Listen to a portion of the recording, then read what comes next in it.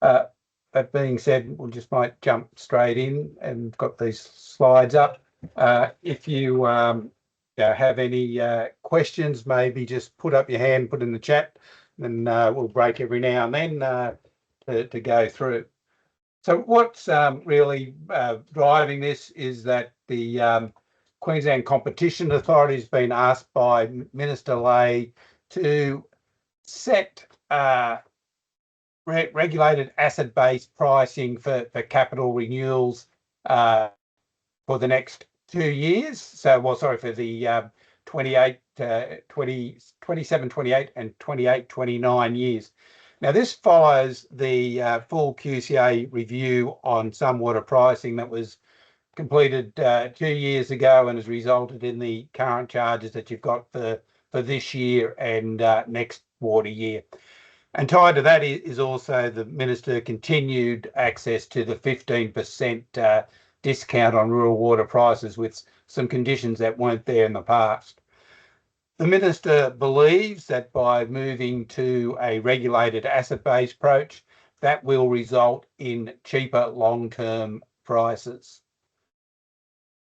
We were able to get some money from through Minister Ley to engage an independent consultant. When I say we, that was done through Queensland Farmers Federation.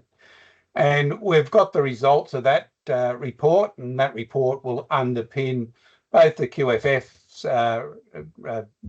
submission to the QCA report, but most likely, unless something changes, the Cotton Australia submission. There's a lot of detail that is available.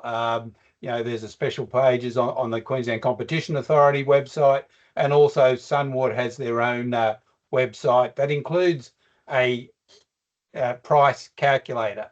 So you can go into that and you can basically select your area, put in your amount of license that you hold, and put in your average annual use. And it should come up with a graph showing what you'll pay under an annuity model, which is the model that we've had at least since 2012 in Queensland, and a regulated asset base model. The report that I'm about to show you, or extracts of the report I'm about to show you, vary a lot from what Sunwater has. So it could well be a case that the modelers have used different assumptions and to agree that that's acknowledged, or there's some other fundamentals that are at play that has led to widely different results. First thought we just might touch on, try to clearly explain the difference between an annuity and a RAB. So I asked one of the consultants involved in the QFF report just to think about a single asset scheme that had a terminal life of about 50 years. How would the two things work if 10 years into the life of that scheme, $10 million had to be spent? And that was the only major maintenance that had to be done over the life of that scheme. So highly simplified, but it does help to show the difference between a RAB and an annuity. So under the annuity model, in this case, Sunwater would have sat down basically in year 0, and they would have looked ahead, and they would have done a 30-year estimate of major work and costs. But in this case, it was work that was going to happen in year 10, and so that they needed to put aside, they needed to fund the expenditure of $10 million in year 10. So you see there in the sort of the purplish dotted line, that's the renewals annuity approach.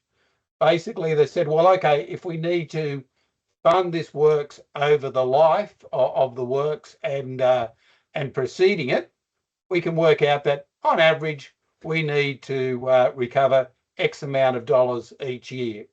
And you see there's just a slight sort of fairly steady line there, slight bit of a dip when the actual money is spent, and then it continues to drop away slightly as the funding is recovered that was spent on the job.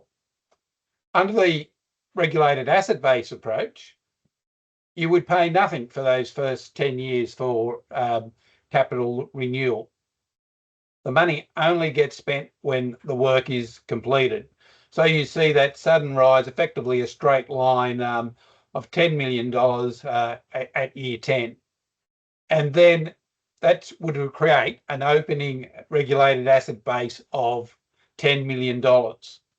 And the government would apply what's called the weighted average cost of capital, so a percentage, which is a number greater than what it costs them to borrow, against that regulated asset base. But as that asset base depreciates each year over its life, that regulated asset base slowly declines. Now, remember, this is just an example, a very, very simple example that has only that one asset. In reality, a scheme would have multiple assets, and you'd probably almost certainly see that regulated asset base number continue to grow as new works are done, and the cost has to be recovered. Now, likewise, if say in year 20 there was another $10 million worth of expenditure required, that annual payment under the renewals would increase as well. This next graph really just sort of shows what's happening with the annual balance. So under the renewals annuity, the balance was increasing as money was put aside for the works. The money was spent. The scheme went into deficit to fund the full cost, and then the recovery continues over the next 30 years. Where, of course, in the RAB approach, there was nothing there. The funds were expended, and then it slowly drops away. Just might pause there. Is there any questions at this stage?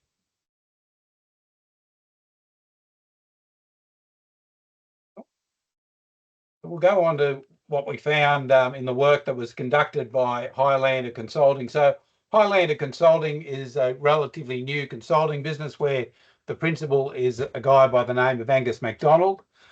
Angus used to work for the QCA probably back in around that 2010, maybe through to about 2014, where he worked on pricing. He was very much involved in part of the work preparing for the transition of some of the Sunwater schemes to local management arrangements. He was a member of one of the early Theodore boards. He certainly needs, he certainly knows around pricing. So just a very simple summary of the main differences between a renewals approach and the RAB approach. So you've got probably the main difference is that it's the RAB approach starts at a low initial base. So in a brand new scheme, it would start at zero. What Sunwater is proposing, that if your current scheme has a negative annuity balance, which the vast majority of them do, let's just say it's got a negative annuity balance of $3 million, the opening RAB would be $3 million and would go up from there when expenditure occurred.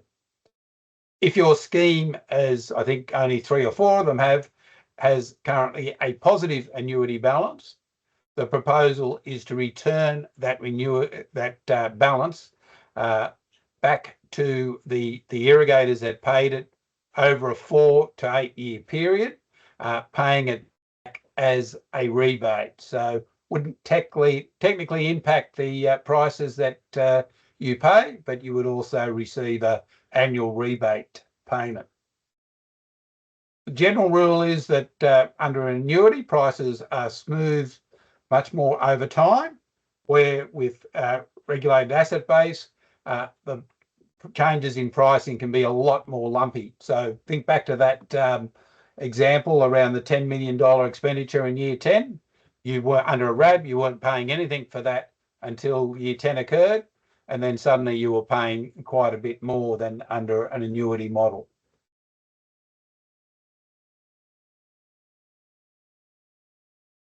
What the QFF report did was it said, okay, we've only got so much money, we can't look at every scheme. So 6 schemes were selected, 4 out of the Sunwater stable and 2 out of SEQ Water stable, because they're going through the same process. Because we wanted to be very clear on what happened. We chose to look at actual expenditure, renewal expenditure on these schemes since 2012 to the present time, and then used the Sunwater and SEQ Water 30-year forecasts for capital expenditure to take it out further. Now, to be very clear, if you go on the Sunwater price calculator, that's assuming that this new process basically starts very soon, and it only works on that 30 years of predicted expenditure. So that's one of the main reasons why there is a difference, certainly in timing, when the cost of a RAB outstrips the cost of an annuity. But we believe the theory still holds up. What was found on the 6 sites, every site was found that in the longer term, a renewals annuity approach was cheaper, but certainly the RAB was cheaper earlier on. Now, just how much time is it cheaper early on? It does depend on the exact numbers.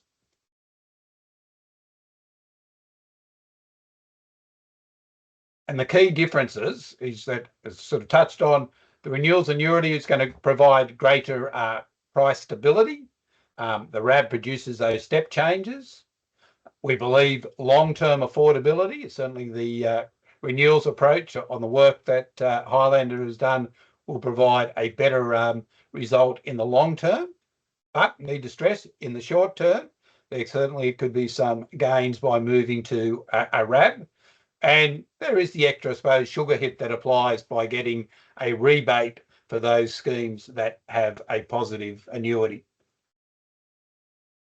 The downside of our renewals is that it really does rely on 30 years CapEx forecast, and that is a cost and an impost on the on Sunwater and SEQ Water. And the more accurate you try to get, the greater those costs are. Generally speaking, that they can be reasonably accurate on their costs, sort of 5 years out, and then the accuracy diminishes over time. However, it does allow us then to have that smoothing effect by, even though those forecasts are inaccurate, they're probably better than nothing. And there certainly is an argument that a annuity type approach provides greater intergenerational equity. If you go back and think about that example there of the one scheme, for example, if I had been a scheme member up from year 0 to year 10 under a regulated asset base, I wouldn't have contributed anything to my use of that capital, my degrading of that capital asset over time. And I could have sold out at year 10 and walked away, and the person who purchased that scheme, my property, would suddenly be hit with paying that usage. So there is an argument that there's greater intergenerational equity under the annuity approach. When we look at the long-term results, and I think this takes us out to about 2062. With these 6 schemes, you can see those numbers there, that the amount of revenue in today's dollars required from a renewals annuity compared to earned by a RAB, you're looking at up to 5.8 times difference. Those 2 bottom ones, the difference is a lot less. And we think that's largely because, just by the nature of those schemes, there's not much in the way of major capital expenditure that's required, and hence the variation is less. But if you look at the rest of them, you're looking at sort of anywhere between a multiple of 3.6 and 5.8. And just a snapshot of some of these schemes. So we've got the annual cost for the renewals annuity in the dark blue, and for the RAB in the light blue. Now remember, these numbers are back from 2012. So in this case, the crossover point is quite early on. Certainly under the Sunwater models, without being exact, that crossover point is a lot further out. But there's a consistency in the 6 schemes. So Bundaberg, Burdekin, Eaton Bulk, Upper Condamine, Central Lockyer, Lower Lockyer. So we're pretty confident, again, unless there's been a fundamental error made, there is just absolute consistency that over time, the two paths diverge quite dramatically. And in terms of what it may mean in prices, and again, look, these are all based on indicative expenditure going forward. So, what you actually pay in 2062 will probably be quite different. But based on the assumptions made, in Bundaberg distribution, your water charges would be 23% higher, Burdekin 25%, Eaton 40%, Upper Condamine 35%. Central Lockyer 13%, and Lower Lockyer 27%.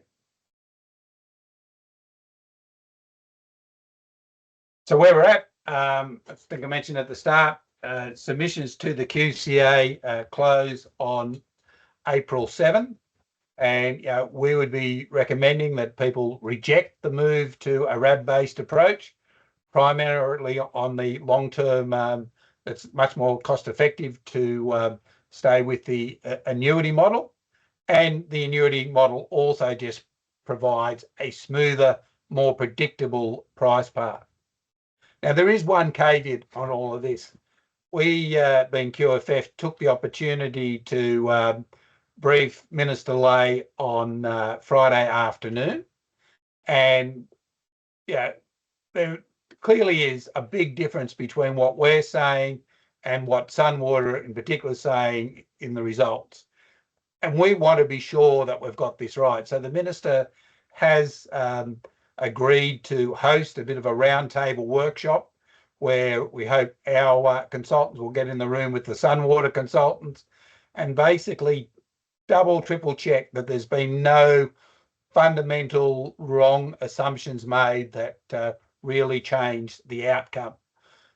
So the Cotton Australia submission will have that rider in it, that we may provide a supplementary submission after that roundtable occurs.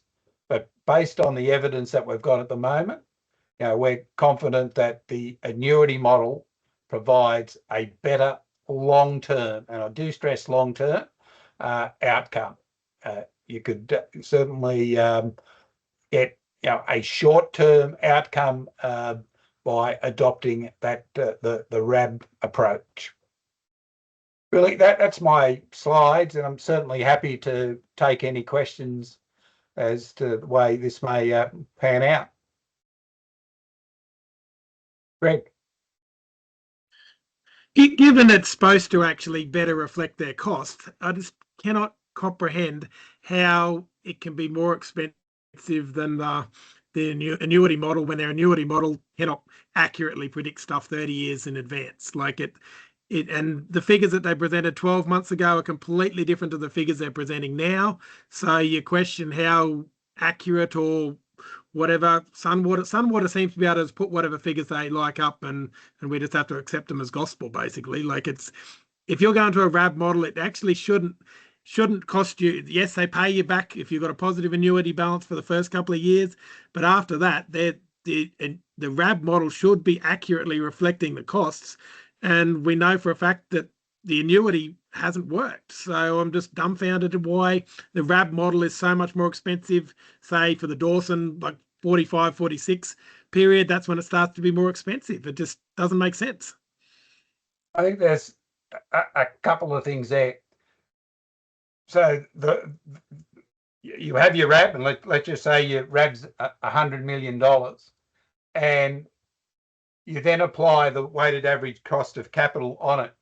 Now, the WACC applies to both the annuity model and the regulated asset base model, but it applies entirely to the RAB model, in that whatever that balance is, you multiply it by that WACC. Now, the WACC number is greater than the cost of capital that Sunwater borrows. So Sunwater, let's just say, borrows from the Treasury Corporation at 3.5%, but the current WACC is, I think, 6.6%. Now, under the definition of lower bound pricing, which the Sunwater and the Queensland government says that they adhere to, in theory, there's not meant to be a return on capital. However, the definition of lower bound also includes the ability to recover what they call tax equivalents and also dividends. Now, I'd argue that a dividend basically is a return on capital, but it is specifically mentioned separately. So when you're applying that WACC, which is going to be 2 or 3% greater than the actual cost of capital, there is definitely a return there. And so as the WACC grows, as the RAB grows, that impact is even greater. There is also potentially an argument that having a regulated asset base is an excuse for Sunwater and SEQ Water to further gold plate the system. They spend more money than may be necessarily required, and they get that extra return. Now, in theory, if the QCA, when they went through their their regular pricing process, if they looked at, say, an expenditure and deemed it wasn't prudent and efficient, and let's just say Sunwater had spent $10 million, and which would have gone on to the regulated asset base, but in reality, QCA said they should have done the job for $8 million, the RAB would increase by $8 million rather than $10 million. But the other part of your point, and we've got to admit, we were surprised at the variation, and we made it clear to the consultants, we weren't after a particular result, we were after the best result for irrigators. And I was personally surprised how much it's diverged. And yeah, because the theorists will tell you that in a perfect world where all assumptions were accurate, a annuity and a RAB should cost exactly the same over the long term.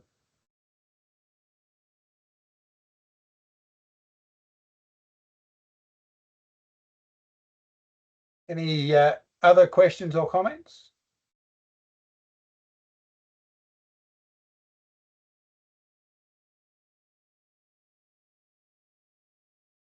Well, if not, I'm happy to wind it up, and thanks everyone for making their time. And as I said, submissions do close on the April 7, COB on April 7. So hopefully people will express their view. Yeah, what I would like from a Cotton Australia perspective is, does anyone on the call strongly believe that on the information that you've seen, not only from me, but hopefully from the QCA and Sunwater, that you would prefer to see us pursue a regulated asset base approach? I did on the numbers they presented 12 months ago, but I've completely changed my tune now. Yeah, so they've changed their numbers, and it's suddenly no longer viable. Yeah, no, I think so. Well, thank you very much for making your time, and all the best. Thank you.